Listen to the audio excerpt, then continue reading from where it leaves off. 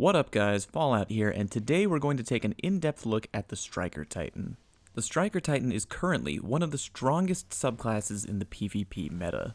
They have a great neutral game and an incredibly reliable super that can be used either offensively or defensively depending on your playstyle.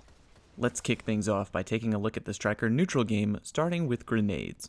First up, we have the Flashbang Grenade, which is a standard grenade that can be bounced off of walls and deals up to a maximum of 170 damage, depending on how close the enemy is to the explosion.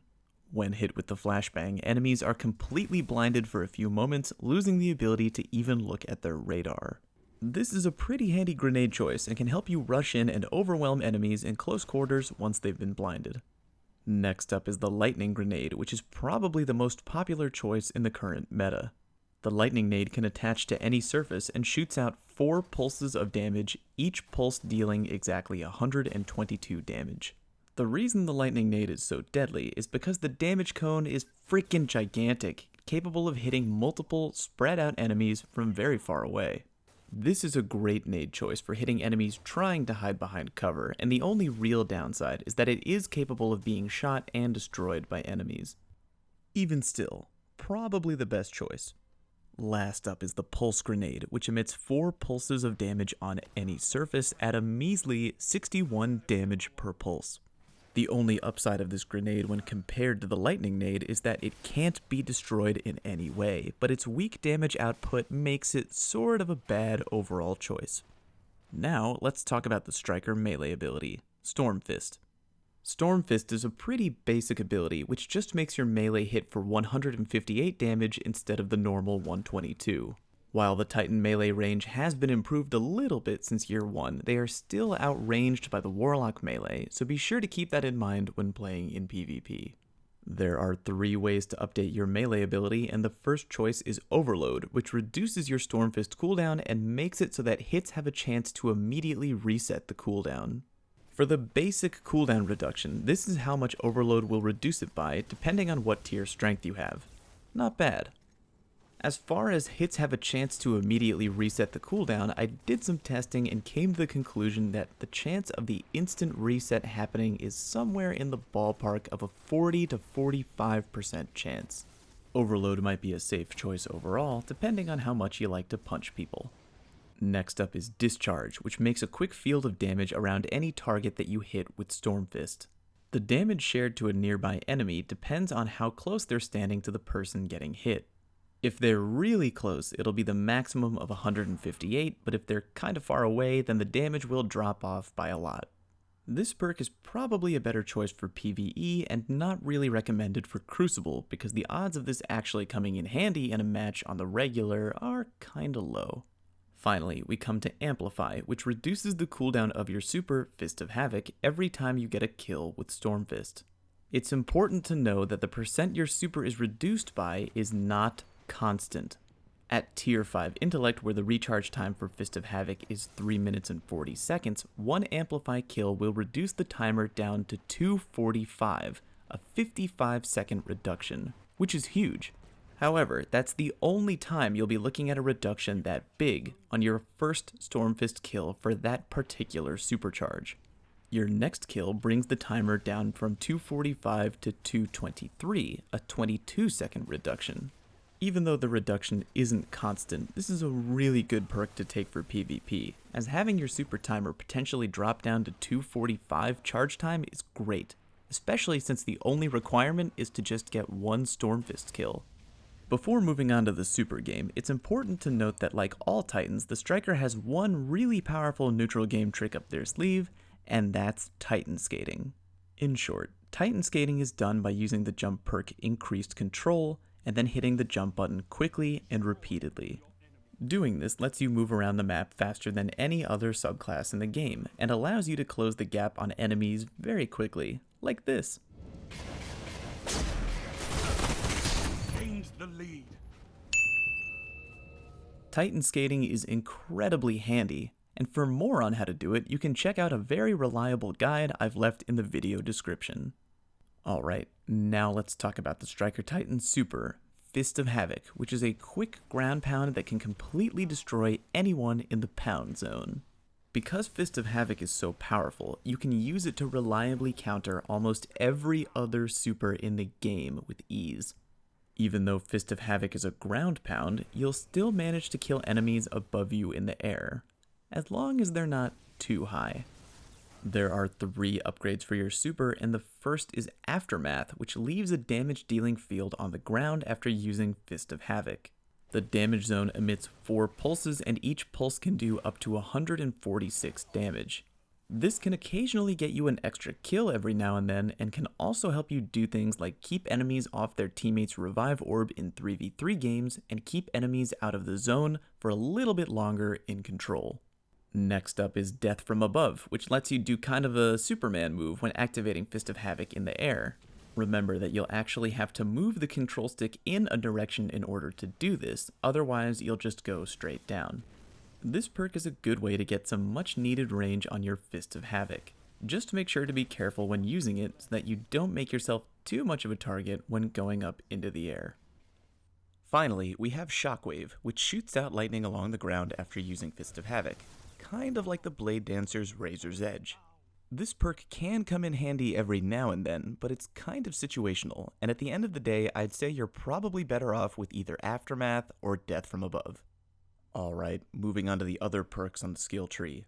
In column 1, your first choice is Headstrong, which makes you run faster and increases the leap distance of Fist of Havoc by about that much. For the extra running speed, here's how much faster you go. Not really a lot, but I guess every little bit does help, so you can always just take this perk as a fallback if you're not sure what else to take. Next up we have Aftershocks. This will extend the duration of your Pulse Nade, Lightning Nade, and Aftermath shocks by 1 extra pulse. Yep, just 1. Not a lot, but considering how good the Lightning Nade is, 1 extra pulse couldn't hurt. And finally, we have Transfusion. Kills with Storm Fist or Shoulder Charge immediately trigger health regen. Having your health recharge immediately is always a good thing, but the main pull of this perk in the current meta is that it can potentially give you the ability to fight Thorn. As of right now, Thorn is a very strong PvP gun, and being triple tapped by it is usually the kiss of death. If you manage to punch out the Thorn user with Transfusion though, you'll live, even if you've already been triple tapped. And, considering the striker is best used in close quarters, punching out people fairly often shouldn't be that crazy of an idea. Alright, let's take a look at the second column here, starting at the bottom with Juggernaut. With Juggernaut, sprinting puts a protective shield in front of your Titan for about 7 seconds, and stays with you even if you jump into the air or Titan skate. This is a great perk, and makes it really easy to close the gap on enemies and destroy them up close with a shotgun. The Juggernaut shield is pretty strong, and can help protect you from a bunch of things, including a shot from a 1,000-yard stare, a close range blast from a high-impact shotgun, and even a golden gun shot. Damn. Moving on, we have Shoulder Charge, which lets you do a powerful melee attack right out of sprint. Shoulder Charge is strong and has the ability to one-hit KO almost everything in the neutral game. Although I like Juggernaut a little bit better, this is still a good perk and worth using, especially in game types like Rumble. Finally, we have Unstoppable, which makes you harder to kill when using Fist of Havoc and gives your Titan extra armor. First things first, being harder to kill when using Fist of Havoc is nice, but you're already pretty hard to kill when using Fist of Havoc. With this much armor, you're able to tank a golden gun shot mid-activation. The main reason that people take this perk is for the extra armor. At the moment, a Striker Titan with max armor is as strong as a max armor Warlock wearing the Ram, and is able to live through things that would kill every other subclass in the game, including 3 body shots from Thorn. For a large list of what you can live through with a max armor Striker, click here. Because a max armor Striker is so tanky, they're currently banned in competitive tournament play. That should probably give you a good idea as to how strong they are. If you're a sweaty player, you already know all about this, but if you're a matchmaking player who's getting tired of dealing with people using Thorn, look no further than the max armor Striker.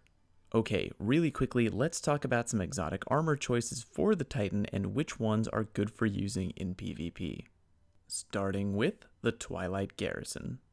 Being able to perform an evasion move in the air is really helpful, and you can use it all the time to get out of bad situations, to Titan skate easier, and even to confuse enemies up close. This is a great piece of armor, and it's recommended highly. Next up is the Armamentarium, which gives you an extra grenade charge. Considering how awesome the Lightning Nade is, it shouldn't really be a surprise that this is also a pretty damn good piece of armor. Moving on, we have the Insurmountable Skull Fort, which gives you improved transfusion, the ability to respawn with full melee energy, and get a second melee charge. If you're the kind of person that loves to play up close and punch a lot, then give this a try. The Empyrean Bellicose will let you hang stationary in the air for a little bit when aiming your weapons. Although I have seen this used well before, it's not really my cup of tea. The Helm of Inmost Light gives you both Death from Above and Headstrong for free, meaning you can feel free to pick other perks like Aftermath and Transfusion if you're having trouble on what perk to pick. Not bad. The Eternal Warrior gives you the perk Unstoppable for free. However, I did some testing and found out that using this helmet will not give you the extra armor normally provided by taking the perk Unstoppable, which is kind of the only real reason for taking Unstoppable. In my opinion, this helmet is total butt and you should probably not use it. The Peregrine Greaves will make your shoulder charge 3 times stronger when using it in the air. This will make you able to kill a lot of things with shoulder charge.